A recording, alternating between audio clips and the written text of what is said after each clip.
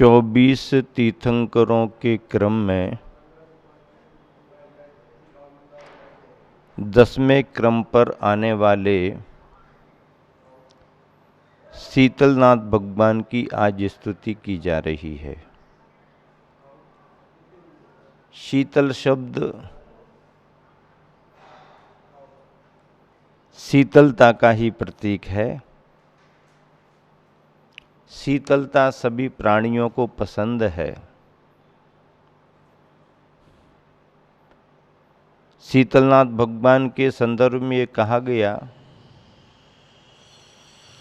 कि तीर्थंकर प्रभु शीतलनाथ भगवान का जन्म मलय देश की भद्दिलपुर नगरी में हुआ था।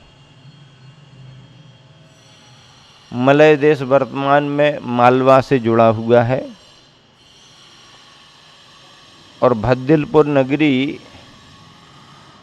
वर्तमान में विदिशा के रूप में प्रसिद्ध है। भद्रपुरी भी कहा गया, भद्दिलपुरी भी कहा गया। ये भद्दलपुरी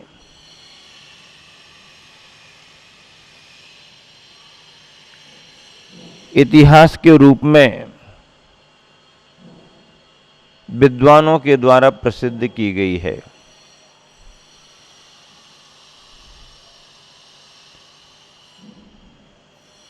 कुछ लोग अपने अपने भावनाओं की पूर्ति के लिए, अपने अपने उद्देश्य की पूर्ति के लिए अन्य स्थानों का भी तर्क देकर के उन्हें भी जन्मस्थली मानते हैं। ये सब इतिहास की बातें हैं। लेकिन मलय देश तो मध्य प्रदेश में ही है। मध्य प्रदेश के बाहर मलय देश कहीं नहीं है। और मलय देश स्थित भद्दिलपुर नगरी मध्य प्रदेश में ही आएगी। 24 तीर्थंकरों में मध्य प्रदेश के लिए एक ही तीर्थंकर की जन्म स्थली होने का बना हुआ है। आदिनाथ भगवान बर्रो वाले बाबा विराजमान हैं।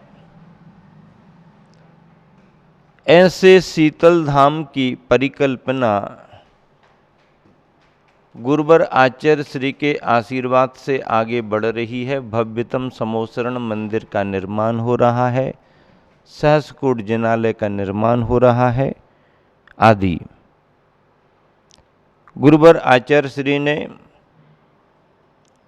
शीतलनाथ भगवान की स्तुति लिखते हुए अपने भाव प्रकट किए हैं।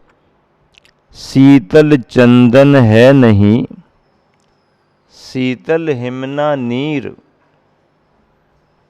ठंडक की सामग्रियों में हम चंदन को ठंडा मानते हैं, बर्फ के पानी को ठंडा मानते हैं। लेकिन देखने में ये आया कि चंदन भी शीतल नहीं और हिम का नीर भी शीतल नहीं। शीतल जिन तव मत रहा। हे भगवान शीतलनाथ जिन, ना तो चंदन ही ठंडा रहा, ना ही बर्फ का पानी ठंडा रहा। आपका मत, आपका शासन यही शीतल रहा। शीतल जिन तव मत रहा, शीतल हरता पीर। जिसके साथ में शीतल नाम जुड़ा हुआ है वही पीर को, कष्ट को दूर करने वाला है। वही पीर को, कष्ट को दूर करने वाला माना गया है। किस तरीके से गुरुवर आचार्य श्री ने परिकल्पना की शीतल नाम को लेकर के। ठंडे ठंडे की बातें सोचो। कोई कहता है चंद्रमा ठंडा है, कोई कहता है मोतियों की माला ठंडी होती है, कोई कहता है चंदन का चूरा ठंडा होता है, कोई कहता है हिम का नीर, बर्फ का पानी ठंडा होता है। सब अपनी अपनी ठंडक की चर्चाएं करते हैं। इन सब के बीच में गुरुवर आचार्य श्री कह रहे हैं कि ये सब कुछ ठंडे नहीं, शीतल चंदन है नहीं, शीतल हिम ना नीर, शीतल जिन तो मत रहा। हे भगवान, आपका मत शीतलता को लेकर के है, और वही आपका मत जो शीतलता को लेकर के है, शीतल हरता पीर, वही हमारे अंदर की पीर को हरने वाला है, वही हमारे अंदर की वेदना कष्ट को हरने वाला है। ऐसे शीतलनाथ भगवान की स्तुति में गुरुवर ने भाव प्रकट किए। अगले भावों में गुरुवर आचार्य श्री कह रहे हैं, सुचिर काल से मैं रहा। सुचिर काल, चिरकाल, सुचिर काल, पता नहीं कब से, सुचिर काल से मैं रहा, मोह नींद से सुप्त। कौन सी नींद से सुप्त रहा? मोह की नींद से सुप्त रहा। कौन सी नींद से सुप्त रहा? मोह की नींद से सुप्त रहा। हाँ, मोह की नींद बहुत गहरी होती है, जल्दी नहीं खुलती है।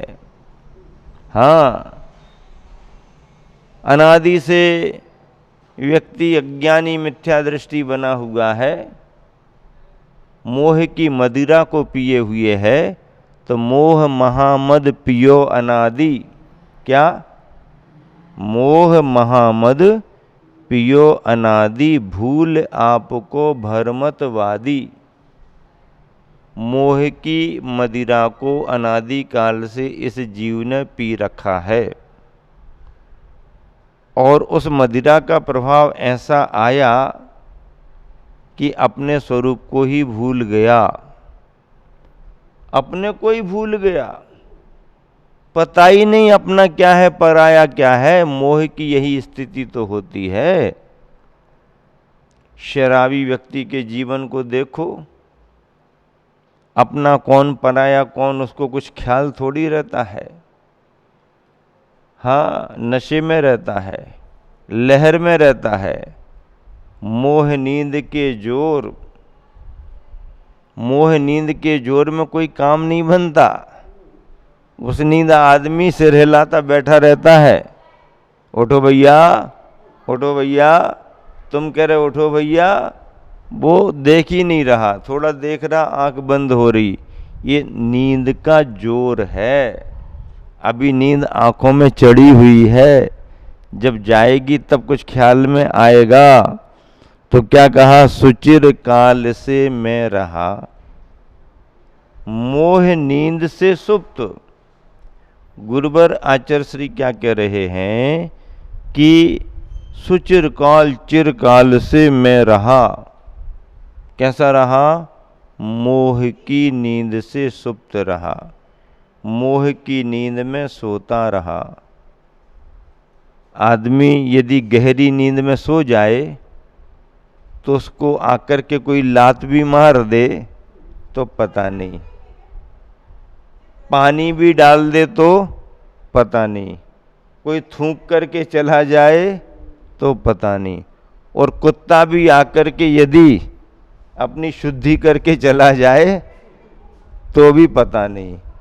कुत्ता भी कुछ स्थान या कुछ समय विशेष देखता है, वो भी जानता है कि जहाँ अंतराय ना हो, व्यवधान ना हो, वहीं पर अपनी शुद्धि करता है। तो कुत्ता भी आकर के करके चला जाए तो भी पता नहीं। शराबी आदमी जब रास्ते में पड़ा होता है तो देखो दो चार कुत्ते सूंघते बैठे रहते हैं। हाँ, यहाँ सूंघेंगे, वहाँ सूंघेंगे, ये सूंघेंगे, वो सूंघेंगे।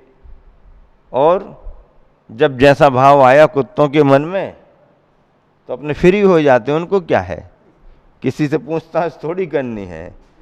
तो ऐसे शराबियों की, निद्राओं में पड़े हुए जीवों की मोह के मदिरा पान की स्थितियां बनती हैं। इसलिए गुरुवर कह रहे हैं कि हर संसारी प्राणी की यही स्थिति, सुचिर काल से मैं रहा मोह नींद से सुप्त, मुझे जगा कर कर कृपा, मुझे जगा करके कृपा करो। मुझे जगाओ तो, मुझे उठाओ तो, आवाज तो दो, टेर तो लगाओ, भैया उठ जाओ, उठ जाओ ना, समय हो गया। अब यदि कोई भैया सो रहे हैं, सही में नींद लगी और कोई आवाज दे दे तो जल्दी उठ जाते हैं। और कोई कोई भैया ऐसे होशियार होते हैं कि माँ की आवाज सुन सुन करके भी अंदर ही अपने घड़ी देख लेते हैं कितना टाइम हुआ है। अब बाहर से माँ आवाज देती रहे, भैया उठो जल्दी, जाना नहीं है क्या? वो अंदर ही अंदर टाइम देख करके चुपचाप पड़े रहते हैं कि अभी तो समय है। और जरा सी झपकी और लगी कि गाड़ी ऐसी फ्लो में निकल जाती है कि एक बार आंख बंद हुई, आधा घंटा कब निकल जाए पता ही नहीं पड़ता। हाँ, नींद में गाड़ी सरपट दौड़ती है, जरा एक आध सपना और आ जाए देखने में तो पूरी फिल्म चल जाती है। आधा घंटे बाद पता पड़ता है कि समय तो बहुत निकल गया। निकल गया कि नहीं निकल गया? समय बहुत निकल गया। हाँ, मोह नींद के जोर हैं, जगवासी घूमे सदा। क्या? मोह के नींद में संसारी प्राणी घूम रहा है, घूम रहा है। इसलिए गुरुवर कह रहे हैं, मुझे जगा कर कर कृपा, प्रभो करो परितृप्त। हे भगवान, मुझे जगाओ, कृपा करो और मेरे लिए परितृप्त भी करो, मेरे लिए संतुष्ट भी करो। क्योंकि इसमें सुख माना, उसमें सुख माना, इसको पकड़ा, उसको पकड़ा, इसको अच्छा माना, उसको अच्छा माना। परेशान हैं गर्मी से, इसमें ठंडक मिलेगी, इसमें ठंडक मिलेगी, इसमें ठंडक मिलेगी, इसमें ठंडक मिलेगी। चंदन ले लो, चंदन ले लो, चंदन ले लो, हिम का पानी ले लो, हिम का नील ले लो, ये ले लो, वो ले लो। लेकिन भगवान, आपके मत से बढ़कर के, आपकी दार्शनिकता से बढ़कर के इस संसार में कोई दूसरी शीतल वस्तु नहीं है। आपका मत अनेकांतात्मक, शाद्वादात्मक, ये विचार ही ऐसे हैं जो संसारी प्राणी को शीतलता प्रदान करते हैं।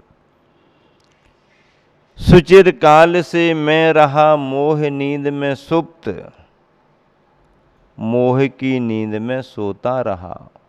मैं क्या, कितने जन सोते रहे? मोह की नींद से उठना आसान नहीं है।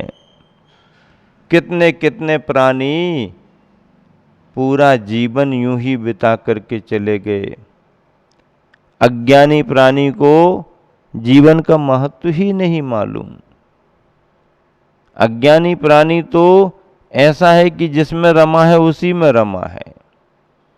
ज्ञानी प्राणी आपा पर का भेद करता है, स्वपर का भेद विज्ञान करता है, सम्यक ज्ञानी होता है, सम्यक दृष्टि होता है, अपने तत्व को पहचानता है, तत्व को पाने का प्रयास करता है। ऐसा भेद विज्ञानी ज्ञानी ही भगवान की भक्ति करते हुए ये भावना भाता है कि सुचिर काल से मैं रहा मोह नींद में सुप्त, मुझे जगा कर कर कृपा करो प्रभो परितृप्त। हे भगवान, मुझे जगाओ, उठाओ, मुझे आगे बढ़ाओ, मुझ पर कृपा करो और मुझे परितृप्त करो। परितृप्त का मतलब है संतुष्ट करो। संतुष्ट का मतलब है फिर उसे किसी बात की आवश्यकता नहीं, किसी वस्तु की आवश्यकता नहीं। संतुष्ट व्यक्ति के लिए कुछ नहीं चाहिए। धन, गोधन, गजधन, बाजधन और रतन धन खान, सारे धनों की चर्चा करो, सारे धनों की बात करो, लेकिन जब आवे संतोष धन, क्या सुन रहे कि नहीं सुन रहे हैं? ध्यान से सुनो। जब आवे संतोष धन तो फिर सब धन धूलि समान। गोधन गइयों का धन, गजधन हाथियों का धन, बाजधन पक्षियों का धन और रतन धन खान, रत्नों का धन। बड़े बड़े भंडार भरे हैं। हम बड़े, हम बड़े, हम बड़े, हम बड़े, तुम छोटे, तुम छोटे, तुम छोटे, तुम छोटे। बड़े छोटे की चर्चा करते रहो, लेकिन जब आवे संतोष धन, क्या बात है, क्या?